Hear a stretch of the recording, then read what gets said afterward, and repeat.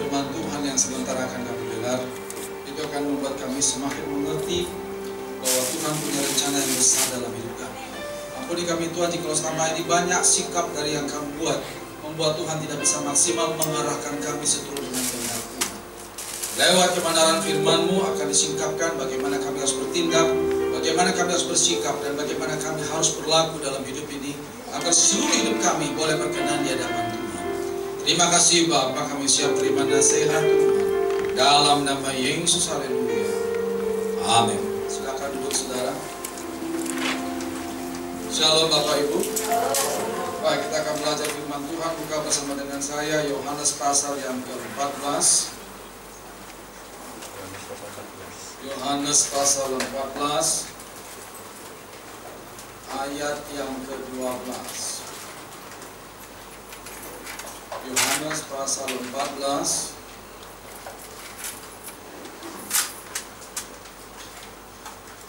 ayat yang ke-12.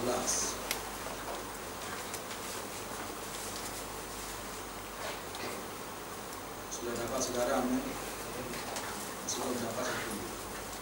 Yohanes pasal 14 ayat yang ke-12. Demikian firman Tuhan, saya baca.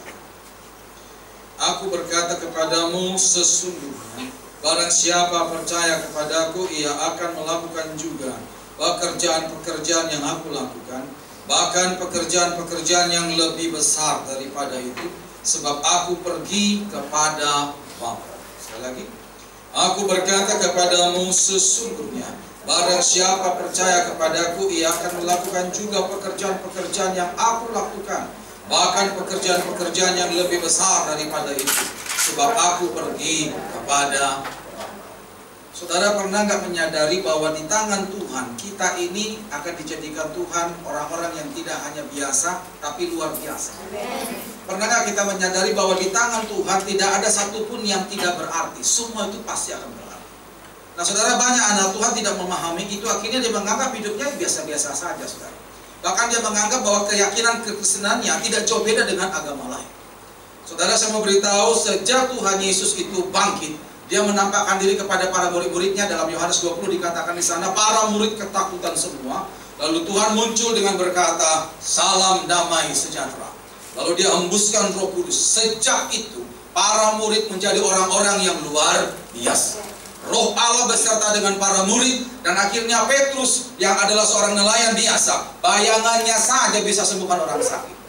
Saudara, coba kita lihat mulai dari kitab Kejadian ya, bahwa bagaimana Tuhan itu menjadikan kita orang-orang yang biasa ini menjadi luar biasa, dan tidak ada di tangan Tuhan itu yang biasa-biasa. Mulai dari kitab Kejadian, waktu Tuhan ciptakan manusia itu spesial dari semua ciptaan yang lain. Tuhan ciptakan benda-benda langit, Tuhan berfirman ke atas, ke langit. Tuhan waktu menciptakan semua isi dunia selain manusia ya, Tuhan berfirman ke bumi. Maka jadilah binatang segala macam. Tapi pada waktu Tuhan menciptakan manusia, Tuhan tidak berfirman ke atas, Tuhan tidak berfirman ke bawah. Dia berfirman kepada dirinya sendiri. Baiklah kita menjadikan manusia menurut gambar dan rupa kita. Bukan cuma sekedar dia berfirman pada diri sendiri, tapi Tuhan memberikan waktu khusus menciptakan Adam dan Hawa. Kalau yang lain cuma ngomong aja, tapi untuk manusia Tuhan berikan waktu khusus. Dan pada manusia yang pertama diberikan kuasa yang luar biasa. Saya mau katakan bahwa manusia pertama itu tidak ada kelemahannya, sangat-sangat sempurna. Kenapa? Bayangkan saudara, dua orang bisa mengurus satu kebun yang besar, yang pada waktu itu belum ada binatang yang punah. Kira-kira menurut saudara percaya nggak? Suami istri bisa mengurus satu kebun binatang Surabaya, hanya dua orang. Bisa kira-kira saudara? Iya. Sekarang aja sekalipun karyawan banyak, Bonbin itu banyak berantakan kan? Apalagi dua orang. Tapi kalau dua orang bisa, berarti dua orang itu luar biasa. Bayangkan Adam dan Hawa hanya dua orang bisa ngurus satu kebun yang besar. Kalau bukan kuasa Tuhan yang memampukan mereka, mana mungkin? Jadi makanya saya berani katakan manusia pertama itu tidak ada kelemahan. Mungkin saudara berkata, loh Pak, kalau tidak ada kelemahan, kenapa jatuh dalam dosa? Saudara, ada dua model orang jatuh dalam dosa. Yang pertama, nggak ngerti apa-apa, akhirnya jatuh. Atau yang kedua, sudah ngerti, tapi membiarkan diri jatuh. Kira-kira Adam dan Hawa golongan mana Bapak Ibu? Yang pertama apa kedua? Yang kedua, sudah dikasih tahu kan? jangan makan buah yang ada di tengah taman itu. Tapi mereka nyoba-nyoba. Mereka sebenarnya bisa nolak, tapi nyoba-nyoba ini namanya apa? Sombong. Itu dia. Nah, sejak jatuh dalam dosa, barulah muncul banyak kelemahan, banyak hal-hal yang kurang baik terjadi. Tapi Tuhan tetap berupaya supaya umat manusia ini mengalami hal luar biasa. Kalau saudara perhatikan dalam Perjanjian Lama, Roh Tuhan hinggap pada orang-orang tertentu, dan setiap Roh Tuhan hinggap pada orang-orang tertentu, orang-orang itu menjadi luar biasa. Begitu Roh Tuhan hinggap pada Yosua, Daniel, Deborah, Yefta, Simpson, semua para hamba Tuhan luar biasa. Mereka adalah orang-orang yang mampu melakukan hal-hal perkara yang besar. Nah, tidak hanya sampai di situ saja. Dalam Perjanjian Baru, Roh Tuhan hinggap pada para rasul, sehingga mereka yang notabene nelayan, orang-orang biasa juga menjadi luar biasa. Jadi konsepnya begini Bapak Ibu, kalau ada seseorang disertai Roh Tuhan, maka dia pasti luar biasa. Sekarang jadi pertanyaan, saudara punya Roh Tuhan apa tidak? Punya? Apa buktinya? Nanti baca baca 1 Korintus 12 ayat 3. Setiap orang yang bisa mengaku Yesus adalah Tuhan, Roh Tuhan ada pada orang itu. Karena tidak semua orang bisa mengaku Yesus adalah Tuhan. Saya percaya kita semua di sini sepakat mengaku Yesus adalah Tuhan. Amin. Berarti Roh Tuhan ada pada kita. Amin. Nah, pertanyaan selanjutnya adalah, kenapa kita kalau Roh Tuhan ada pada kita, kita kok biasa-biasa aja? Kenapa? Di Alkitab semua Perjanjian Lama mau Perjanjian Baru, setiap orang yang disertai Roh Tuhan itu adalah orang yang luar biasa. Kenapa kita kalau ada Roh Tuhan kok biasa-biasa? Setiap hadapi masalah cenderung banyak buntunya, banyak hangnya. Waktu masalah rumah tangga banyak stresnya. Kalau nggak nangis. Kok kita nggak ngalami keluar biasaan seperti para rasul dan para nabi? Kenapa? Nah, saudara, sini kita akan belajar supaya kematian dan kebangkitan Tuhan yang kemarin kita rayakan bukan hanya sekedar kematian kebangkitan tokoh agama seperti yang lain, tapi kematian dan kebangkitan Tuhan itu adalah hal yang luar biasa. Kalau kita paham ini, saya yakin kita akan menjadi orang-orang yang luar biasa. Amin. Nah, supaya Roh Tuhan yang sudah ada dalam diri kita bisa leluasa memakai kita dan kita bisa masuk dalam rencana Tuhan yang besar, ada 4 nasihat. Yang pertama, jangan batasi Tuhan. Jangan batasi Tuhan. Ingat saudara ya, Roh Tuhan ada pada saudara. Kuasa Allah dari tempat yang maha tinggi menyertai saudara.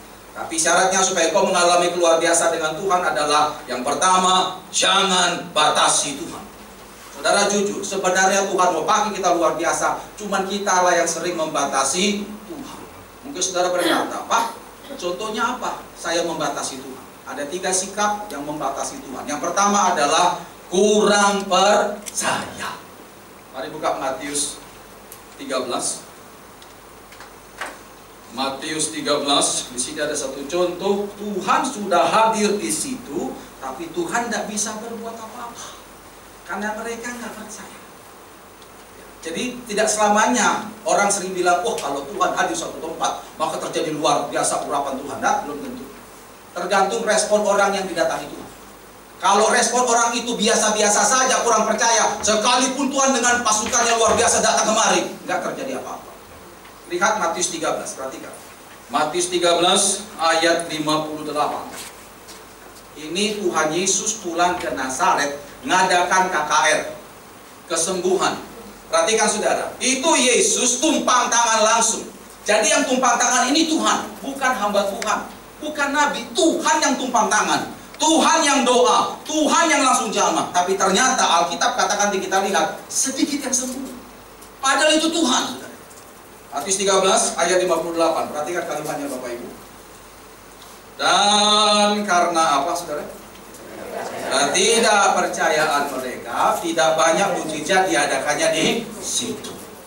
Sekalipun Tuhan hadir di sini, saudara kurang percaya, nggak akan terjadi mujizat, percaya. Amin. Ya, sengaja saya ambil tadi adik. Mungkin Bapak Ibu bisa lihat dari sana ya. Kira-kira menurut saudara ini ayat penuh atau kurang penuh? Kurang penuh ya, kalau dari depan masih kelihatan. Kenapa saya gerak-gerakkan begini? Supaya kelihatan ada udara yang bergerak di dalamnya. Bapak Ibu bisa kelihatan ya? Kalau ini ada udara, berarti kan masih ada rongga. Kalau masih ada rongga, berarti air ini kurang penuh. Kalau penuh saudara, ini air melotok sampai ke atas, tidak ada yang bergerak di dalamnya udara. Nah, karena ini kurang penuh, ya masih ada rongga, berarti masih memungkinkan saya untuk memasukkan 1 tetes tinta hitam ke dalam, bukan? Ya, karena masih ada rongga. Nah, kalau saya masukkan 1 tetes tinta hitam ke dalam, nanti rusak air, tidak bisa kita minum. Amin. Demikian juga dengan mereka yang kurang percaya. Saudara, kalau lagi kurang percaya, engkau sedang menempatkan satu ruang untuk iblis masuk dan mengobok-obok iman saudara. Makanya firman Tuhan berkata, percayalah kepada Tuhan dengan apa? Segenap hatimu, notok sampai atas. Saudara hanya percaya 99,1%, itu masih ada sekian persen, iblis bisa masuk dan mengacak-acak hidup saudara. Amin. Ya. Percayalah kepada Tuhan sepenuh. Ingat saudara ya, bukan Tuhan yang tidak mau bekerja, kita yang membatasi Tuhan. Jadi contoh sikap membatasi Tuhan adalah kurang percaya. Yang kedua, masih kompromi dengan dosa.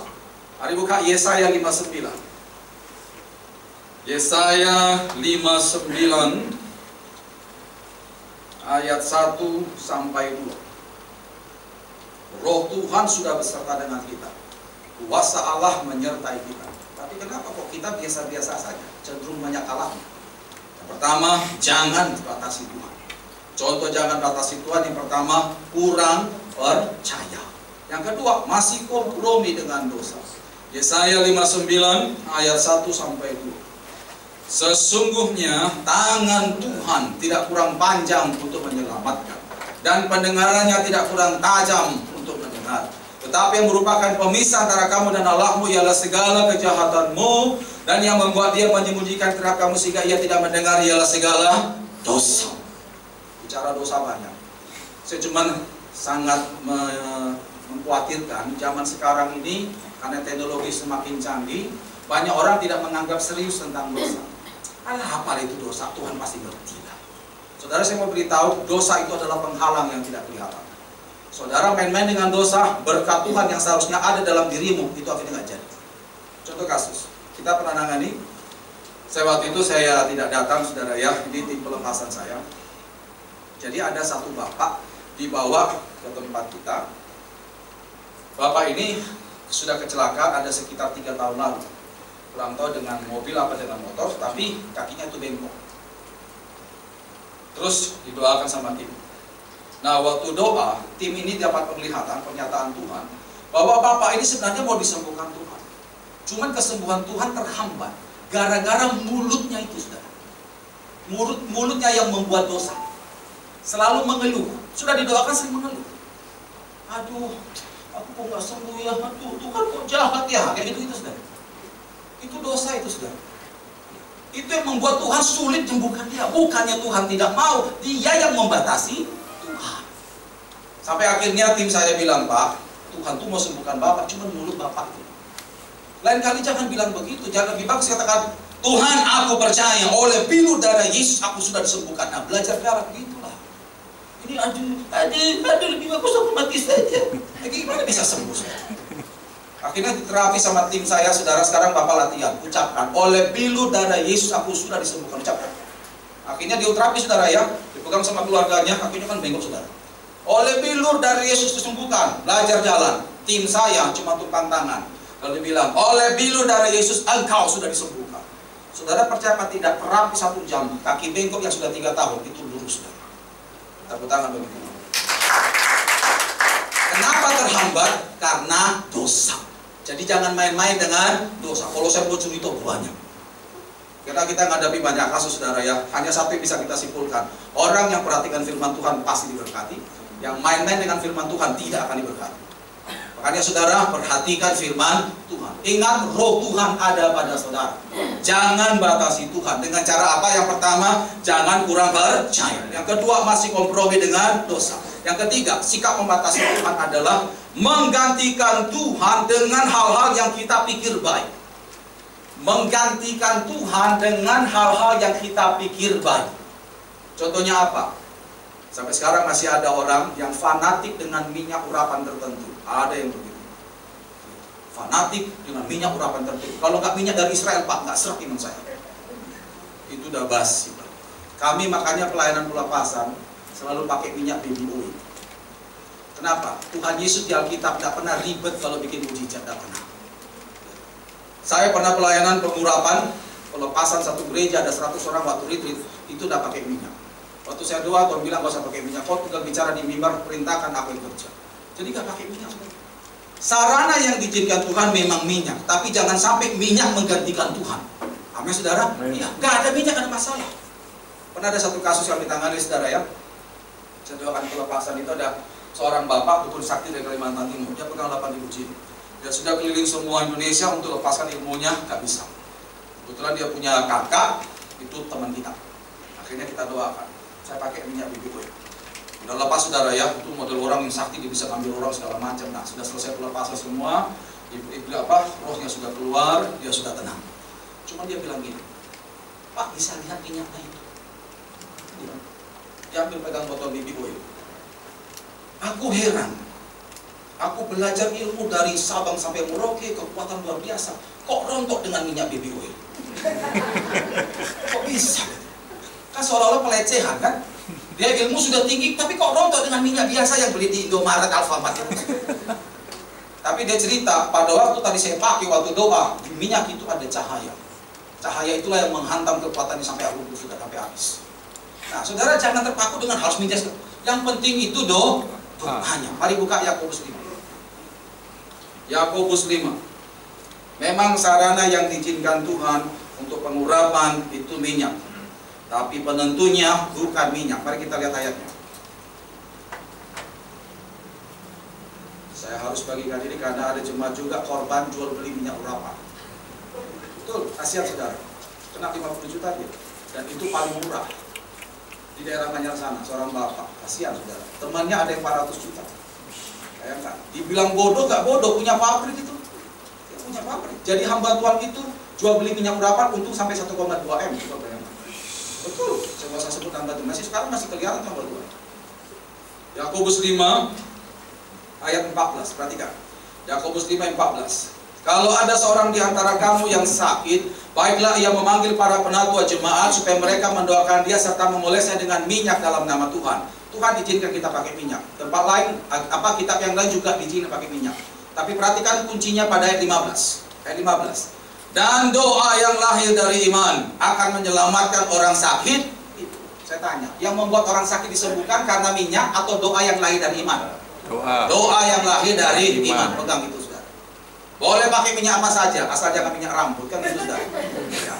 Pakai minyak apa, yang penting doa dengan iman. Apa, saudara? Ya, jadi jangan batasi Tuhan dengan cara menggantikan Tuhan dengan hal-hal yang kita pikir baik. Contoh yang pertama, menggantikan Tuhan dengan hal kita pikir baik adalah fanatik terhadap minyak urapan tertentu. Atau yang kedua, fanatik terhadap hamba-hamba Tuhan tertentu. Itu bahaya, saudara. Saya makanya sering sampaikan kepada jemaat, tolonglah perlakukan kami hamba Tuhan biasa aja lah, saudara. Amin. Gak usah terlalu berlebihan. Saya kadang-kadang lihat anak-anak Tuhan terlalu berlebihan, akhirnya maaf, dimakan sama hamba Tuhan. Biasa saja lah, saudara. Saya juga manusia biasa kok, saudara. Amin. Ya, yang penting saudara lebih hormati firman Tuhan.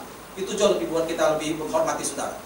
Kalau saudara sudah fanatik terhadap perbuatan tertentu, lalu berkata, wah, kalau nggak siapa yang khotbah, saya nggak bisa, Pak, ngantuk. Susah. Tuhan sebenarnya mau pakai seseorang berbicara kepada saudara, tapi karena saudara sudah fanatik pada perbuatan tertentu, saudara nggak dapatkan pesan Tuhan itu. Saya makanya saudara, kalau saya ibadah hari Minggu, nggak pelayanan, saya duduk seperti saudara di sana ya. Sebelum berangkat saya bilang sama Tuhan, Tuhan, Kau berkati hambamu yang menyampaikan firman Tuhan. Aku percaya firman-Mu untuk aku. Beri aku hikmat untuk mengerti firman-Mu. Setiap saya doa begitu, saya pulang dapat berkat. Entah kayak apapun gaya khotbah hamba Tuhan, tetap saya dapat berkat di sana. Kenapa? Karena saya doakan, saya tahu apa yang disampaikan pasti pesan Tuhan untuk saya. Contoh, pada buka Matius 23. Di sini Tuhan Yesus pun mengajarkan bahwa jangan lihat pengkhotbah, tapi lihat khotbahnya, isinya, ajarannya. Matius 23 ayat 1 sampai 3.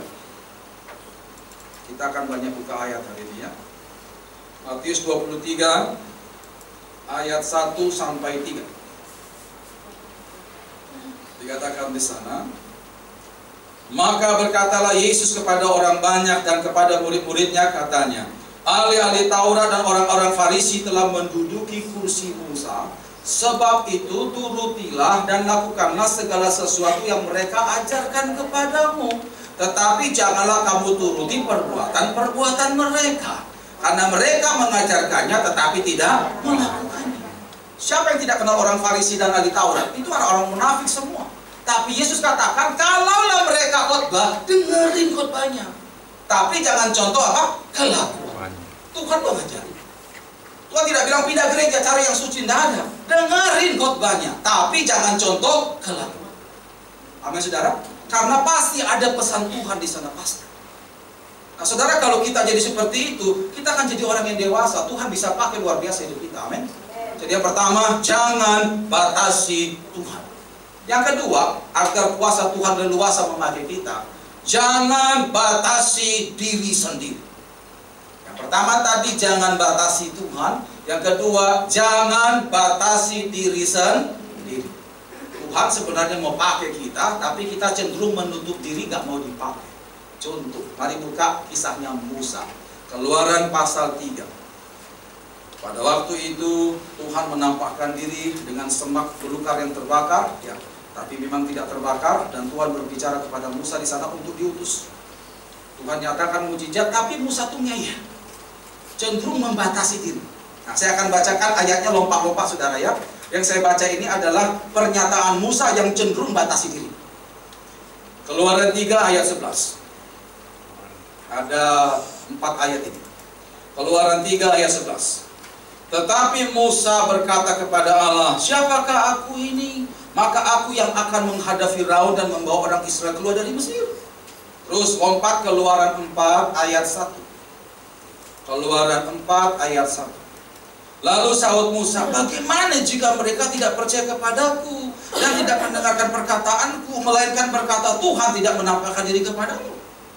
Terus Keluaran 4 ayat 13. Keluaran 4 ayat 10. Keluaran 4 ayat 10.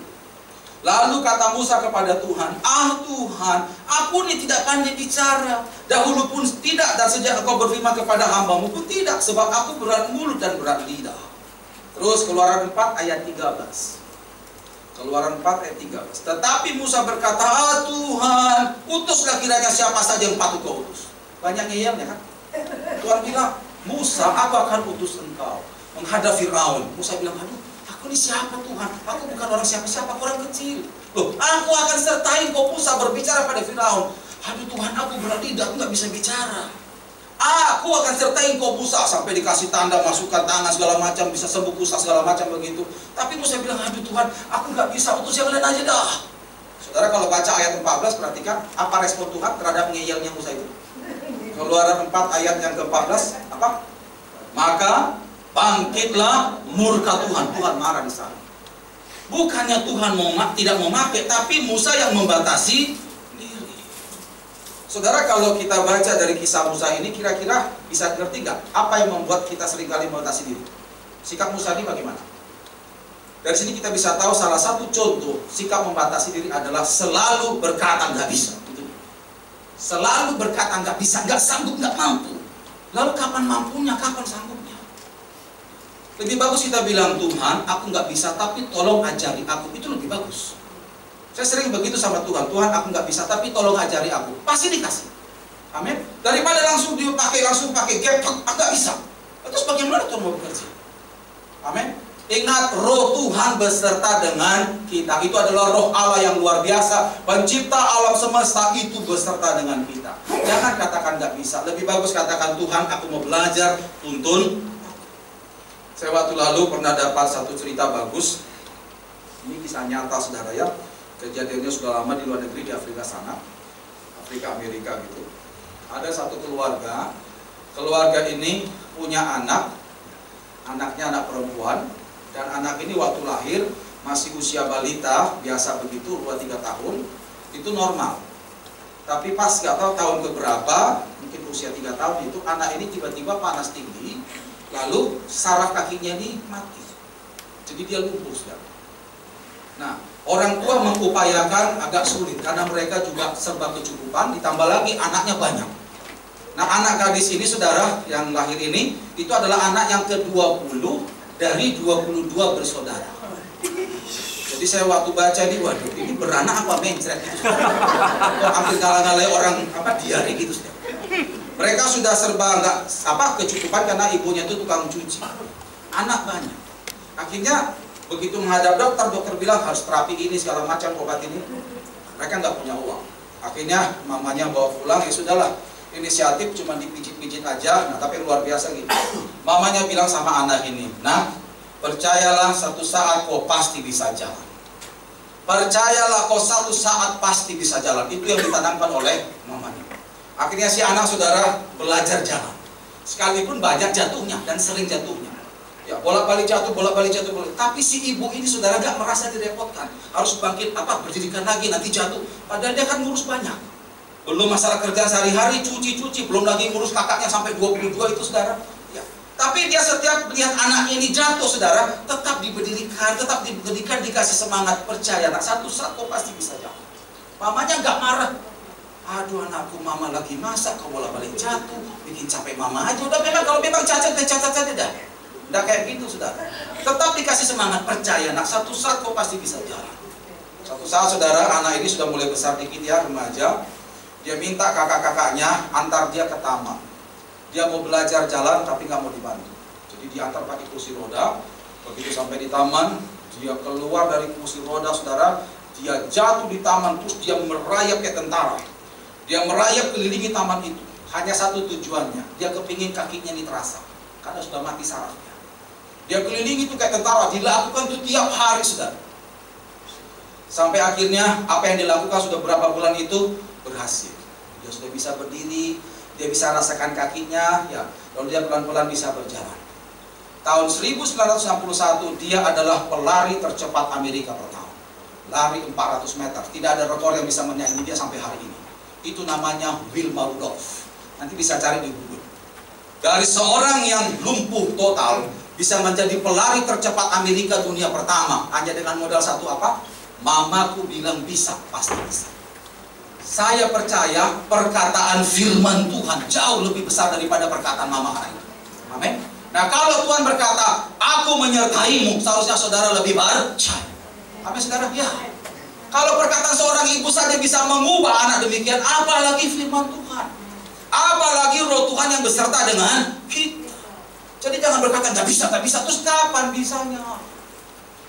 Tinggal saudara, roh Tuhan beserta dengan kita. Amin. Yang pertama tadi, jangan batasi Tuhan. Yang kedua, jangan batasi diri sendiri. Jangan katakan nggak bisa. Lebih bagus Tuhan, aku mau belajar, buat aku bisa. Maka pasti akan jadi bisa. Tepuk tangan bagi Tuhan. Yang kedua, jangan batasi diri sendiri. Yang ketiga, jangan biarkan dirimu dibatasi oleh orang lain. Jangan biarkan dirimu dibatasi oleh orang lain. Ingat, roh Tuhan beserta kita. Jangan biarkan dirimu dibatasi oleh orang lain. Contoh, mari kita buka 1 Samuel 17. Ini ada satu contoh bagus dari seorang Daud yang tetap fokus kepada apa yang menjadi gerakan Tuhan. Dia nggak peduli orang ngomong apa. Dia tidak mau membiarkan dirinya dibatasi oleh orang lain. 1 Samuel 17 ayat 28 sampai 31. 1 Samuel 17 ayat 28 sampai 31. Saya percaya roh Tuhan yang menyertai Daud, roh Tuhan yang sama menyertai kita. Cuman perlu sikap dari kita agar kuasa Tuhan itu bekerja. Nah, kita belajar dari sikap kita. 1 Samuel 17 ayat 28. Ketika Eliab, kakaknya yang tertua, mendengar perkataan Daud kepada orang-orang itu, bangkitlah amarah Eliab kepada Daud sambil berkata, mengapa engkau datang? Dan pada siapakah kau tinggalkan kambing domba yang 2-3 ekor itu di padang gurun? Aku kenal sifat pemberanimu dan kejahatan hatimu. Engkau datang kemari dengan maksud melihat pertempuran. Tetapi jawab Daud, apa yang telah kuperbuat? Hanya bertanya saja. Lalu berpalinglah ia daripadanya kepada orang lain dan menanyakan yang sama. Dan rakyat memberi jawab kepadanya seperti tadi. Terdengarlah kepada orang perkataan yang diucapkan oleh Daud. Lalu diberitahukanlah kepada Saul. Dan Saul menyuruh memanggil dia. Waktu itu Daud tugasnya ngantar cateringan makanan kepada kakak-kakaknya yang ikut pasukan Saul menggempur Israel. Menggempur Filistin, saudara. Nah, waktu Daud nyampe di kelompoknya pasukan Israel ini, saudara, kan Israel itu lagi mati nyali karena berhadapan dengan Goliat. Nah, waktu dia ngantar rantang itu, saudara, loh, ini pasukan Israel kok diam aja, kok nggak perang? Biasanya perang kok diam. Nah, karena dia nggak ngerti, dia tanya, "Om, ini ada apa? Kok pada diam semua?" Terus prajurit bilang, "Itu loh, di depan ada raksasa, kita takut." Nah, lagi dia ngomong seperti itu, kakak kandungnya Eliab datang lalu nyentak dia. Kau ngapain kesini? Apa? Jadi semprot ke adiknya depan orang banyak. Kakak yang baik seharusnya menjelaskan baik-baik, kalau lihat adiknya bingung begitu, saudara. Ini nggak disemprot dimaki depan orang banyak. Kamu sok jago datang kemari. Seolah-olah seperti itu Nadia, saudara. Nah, perhatikan reaksi Daud bagaimana, saudara? Apakah setelah disentak demikian semprot orang banyak, maka Daud pulang dengan gondok? Apa seperti itu? Pulanglah Daud sambil banting-banting rantang, teriak-teriak, "Kakak jahat, kakak jahat." Apa seperti itu, saudara? Tidak. Alkitab katakan Daud waktu disentak depan orang banyak dipermalukan. Dia bilang, "Loh, aku kan cuma nanya, salahku di mana? Kalau kakak nggak bisa kasih jawaban, apa-apa." Lalu dia akhirnya tanya pada orang lain. Rasa ingin tahu Daud diketahui oleh Saul. Saul panggil Daud dan akhirnya Saul mengizinkan Daud menghadapi Goliat dan tumbang lagulah di sana. Seandainya Daud pulang kepahitan gara-gara omongan kakaknya, apakah dia bisa melihat kemuliaan Tuhan terjadi? Saudara, jujur, sebenarnya kita bisa sampai kepada tujuan kuasa Tuhan yang luar biasa. Tapi langkah kita terhenti karena kita kebanyakan dengar omongan orang. Bukan begitu? Ya. Kita membiarkan diri kita dibatasi oleh orang lain. Pada waktu orang lain mau tolong nggak bisa tolong kita, langsung putus asa. Ini salah satu sikap, saudara, ya. Sikap yang membatasi diri kita oleh orang lain adalah terlalu bergantung pada orang. Terlalu bergantung pada orang. Saya pernah waktu itu tanya pada jemaat, pada waktu kita menghadapi persoalan dan kita sudah mentok, buntu, kita sudah kerahkan kemampuan kita untuk cari jalan keluar, nggak bisa. Lalu kita datang ke teman-teman kita yang kita pikir bisa tolong kita, tapi ternyata satu pun nggak bisa. Terus saudara kemana? Saudara kemana? Saudara, saya mau beritahu, setiap pengajaran firman Tuhan yang saudara terima di sini atau di gereja, itu harus saudara bawa pulang, keluar dari pintu itu. Saudara keluar dari pintu itu, saudara-saudara akan berhadapan dengan masalah saudara real di sana. Dan itu butuh sikap saudara yang tepat. Kalau sikap kita tidak tepat, maka hidup kita nggak akan pernah berubah mengalami kuasa Tuhan. Amin. Ya. Kita harus nyata, harus tahu saudara bahwa real. Nanti ada saatnya orang nggak bisa tolong kita. Terus saudara mau kemana? Saudara, saya mau beritahu, Roh Tuhan beserta kita. Amin. Orang nggak bisa tolong nggak apa-apa. Yang penting apa? Roh Tuhan beserta kita. Saudara, berhenti menghakimi orang. Jangan seka orang bilang, "Kamu pelayanan, aku minta tolong aja, aku nggak bisa." Udahlah, gak usah bertengkar lah. Manusia terbatas, amin. Tapi kuasa Tuhan tidak terbatas. Pada saat kita terlalu bergantung pada orang, kita sedang membatasi diri kita oleh orang lain. Membiarkan diri dibatasi oleh orang lain. Saya bersyukur punya mama itu penduk. Kapan hari itu mama saya datang ke Surabaya. Mama saya tinggal di Medan, saudara. Saya bolak-balik suruh datang ke Surabaya supaya tinggal sama kami. Karena di sana dia sendirian. Di rumah dinas, saudara, rumah dinas bapak saya sudah meninggal 2008. Yang membuat berat mama saya karena dia pelayanan, dia majelis gereja, dia gereja Protestan, gereja GPIB. Tapi kalau bicara doa, satu saat, saudara, dia ada acara lansia, dia harus datang duluan, ngurus segala sesuatunya. Ya. Nah, biasanya setengah jam sebelum acara dia sudah berangkat dari rumah. Dari rumah ke gereja itu jaraknya ada sekitar 3 kiloan lah, saudara. Jadi kalau naik becak itu bisa 20-25 menit lah. Nah, hari itu mama saya cari becak, nggak ada becak. Mama saya di Medan, cari becak nggak ada. Sementara waktu berjalan terus nih, kalau cepat nggak segera sampai di gereja, terus gimana ini urus yang lain? Ini ada PA pendalaman Alkitab untuk para lansia. Terus gimana dia mikir, waduh ya, mau minta tolong orang nggak ada yang bisa minta tolong, saudara.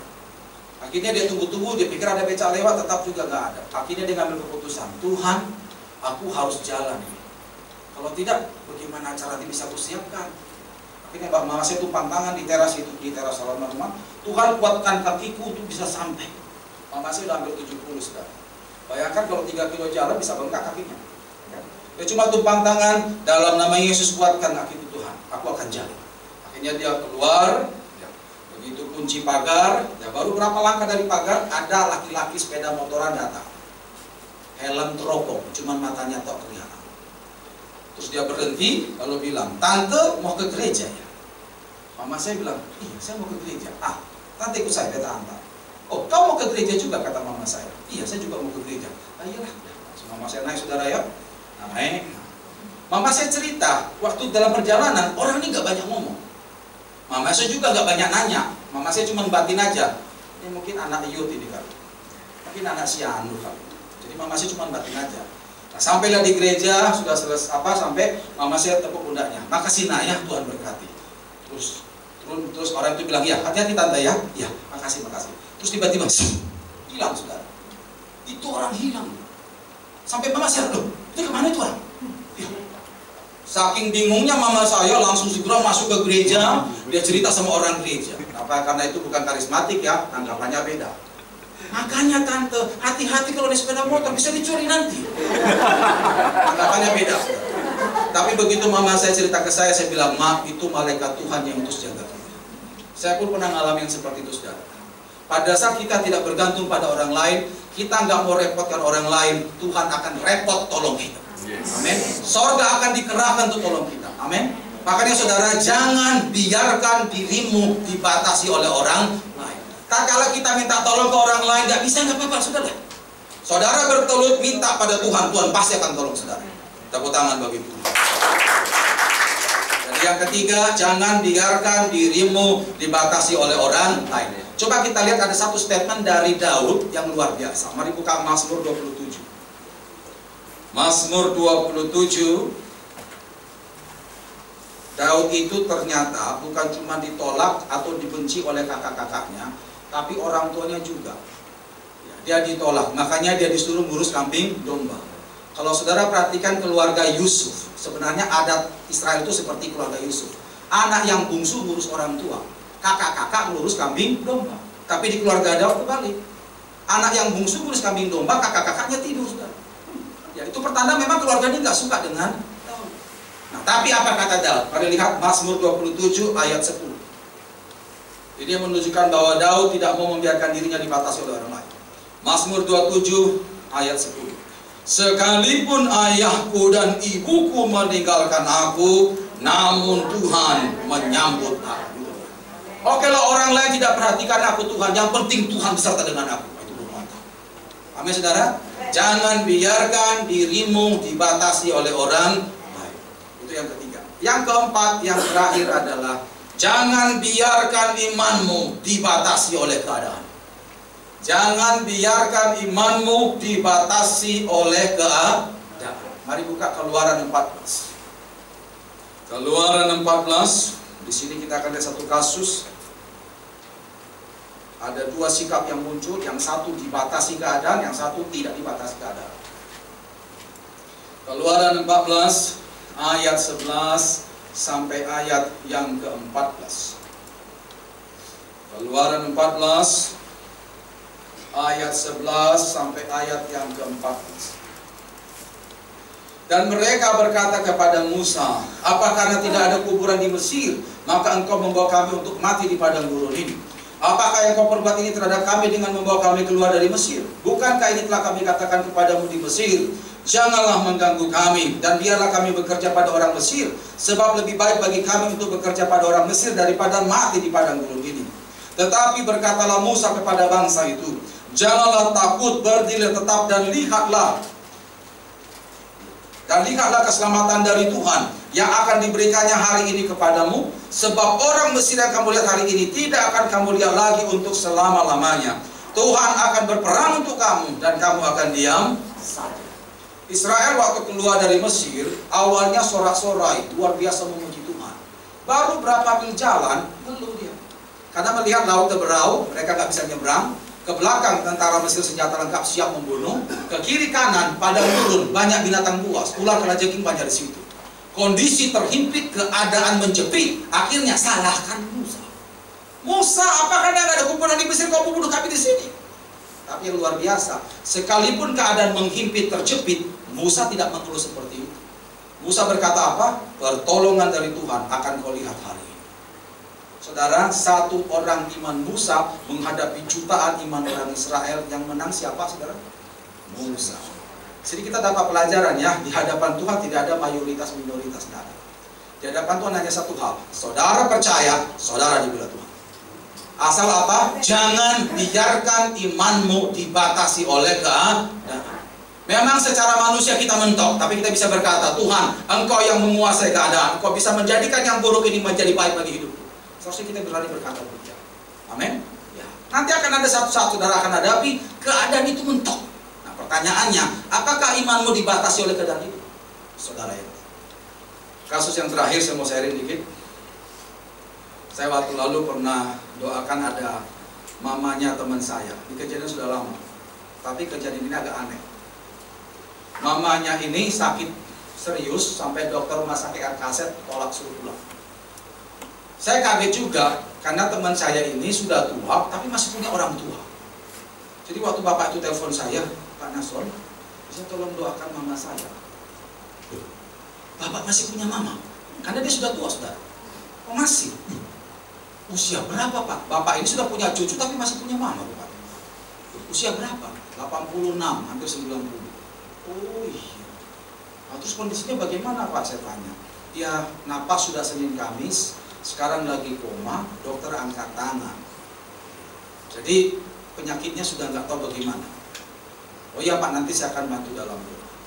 Coba saya nanya saudara, kira-kira kalau saudara disuruh doakan orang dengan data-data kayak tadi, usia 86, napas Senin Kamis, dokter angkat tangan, kira-kira doa apa? Pengangkatan kan? Semua betul pasti sama saudara. Saya sudah siapkan penyerahan lah sudah pasti. Saya datang ke sana saudara, saya ke RKZ itu di pavilion belakang itu internal berapa itu wanita. Saya waktu masuk saya kaget karena lihat perut AI itu selebar tempat itu. Saudara tahu tempat itu RKZ ya? Selebar itu perutnya, lebarnya, tingginya besar. Saya kurang tahu itu penyakit apa. Kalau itu ibarat wanita hamil itu mungkin ada 5 bayi di situ. Ibaratnya begitu, jadi besar sekali. Sudah tua, napas Senin Kamis itu lagi koma, perut gede, dokter angkat tangan. Terus saya lihat itu, sakit apa ya? Terus akhirnya kita doa, patahkan, hancurkan, cak-cak sudah habis, tak dalam nama Yesus, amin. Selesai saya salam, serahkan pada Tuhan. Tuhan pasti punya cara. Cacat sudah selesai pulang. Sekitar seminggu kemudian, apa 2 minggu kemudian, saya ditelepon oleh bapak itu supaya saya adakan ibadah di rumahnya. Pak Nasur bisa tak bikin ibadah di rumah kami? Nah, kira-kira saudara berpikir itu ibadah apa? Tadi kan pengangkatan. Otomatis yang kedua ini apa? Penghiburan. Ini pastilah. Saya siapkan juga ayat penghiburan. Saya berangkat saudara, rumahnya bapak itu ada di UPN, dekat rumput sana saudara. Saudara tahu, waktu saya parkir sepeda motor, turun dari motor, AI itu nyapu di halaman. Itu yang bikin saya kaget. Saya waktu dia juga kaget lihat saya. Karena waktu saya datang kan dia lagi koma, nggak lihat saya. Jadi dia kaget lihat saya kaget saudara. Dia juga hidup. Terus akhirnya saya cepat masuk karena bapak itu panggil Pak.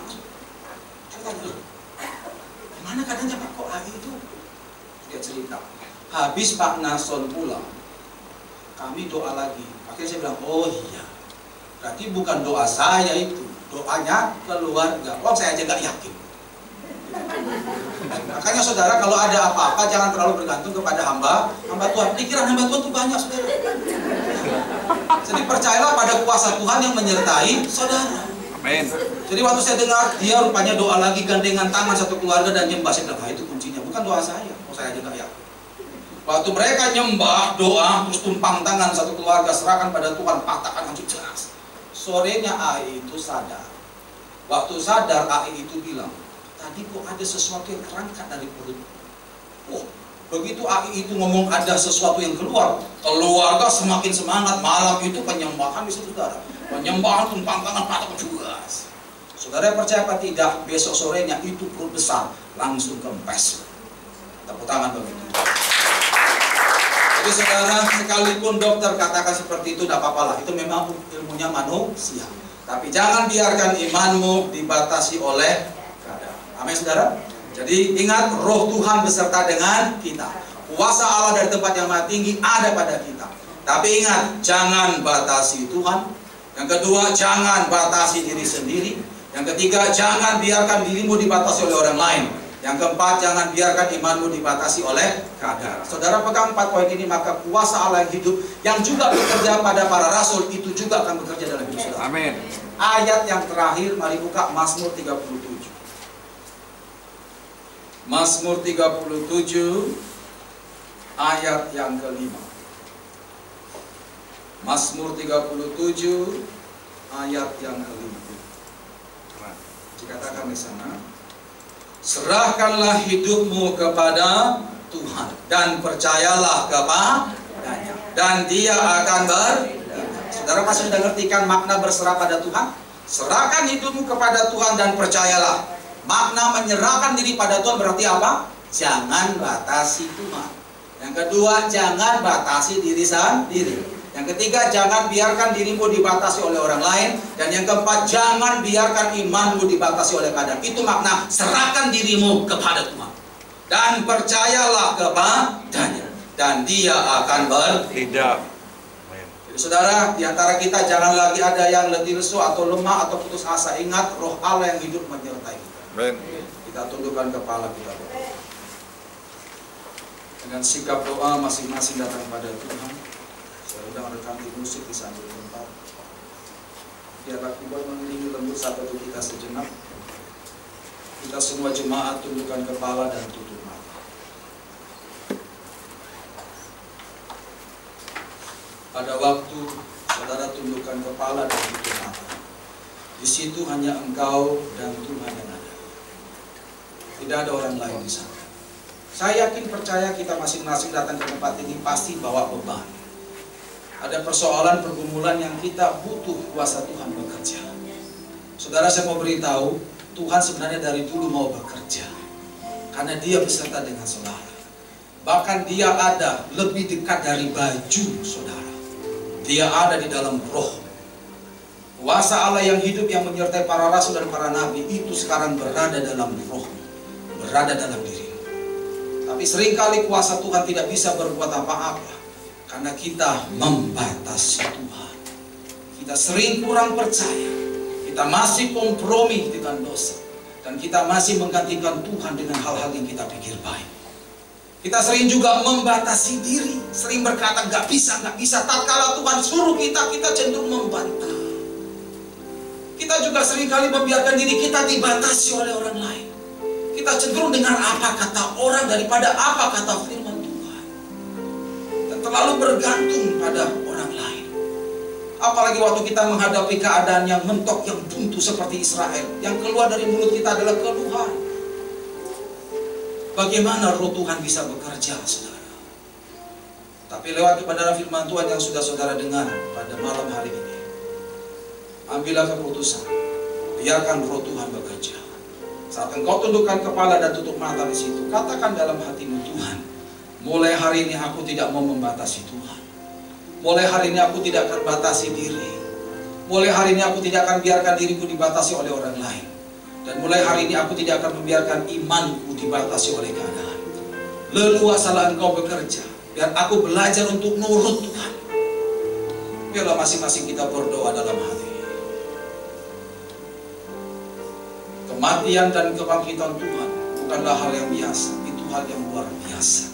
Karena sejak Tuhan Yesus bangkit, kekuatan sorga menyertai kita. Dalam Matius 28 ayat 20 dikatakan, aku menyertai engkau sampai pada akhir zaman. Seharusnya di antara kita tidak ada lagi yang putus asa, tidak ada lagi yang putus harap. Kita sebagai anak-anak Tuhan diperlengkapi dari kuasa Allah dari tempat yang maha tinggi untuk menjadi orang-orang yang luar biasa. Terima kasih Tuhan. Terima kasih Roh Kudus. Kami mengucap syukur untuk kebenaran firman Tuhan yang singkat dan sederhana pada malam hari ini. Biarlah Tuhan 4 poin yang sudah dijabarkan tadi kami akan pegang baik-baik. Kami bersyukur kami punya Allah yang besar, yang tidak pernah tinggalkan kami, yang selalu mengangkat kami untuk menjadi orang-orang yang berarti bagi dunia ini. Ampuni kami Tuhan jikalau kebanyakan sikap kami yang membuat Tuhan tidak bisa leluasa. Tapi hari ini kami sudah mengerti Tuhan. Biarlah kami perhatikan poin demi poin penjabaran firman Tuhan tadi. Biarlah roh-Mu bisa leluasa pakai kami Tuhan. Terima kasih Bapa. Hamba terbatas menyampaikan inisiatif firman-Mu. Hamba serahkan kembali kepada Engkau Allah Roh Kudus yang tidak terbatas. Engkau yang akan teruskan firman-Mu, sempurnakan penyampaiannya, dan Engkau akan meteraikan kami semua. Di dalam nama Yesus. Haleluya. Amin. Tepuk tangan bagi Tuhan.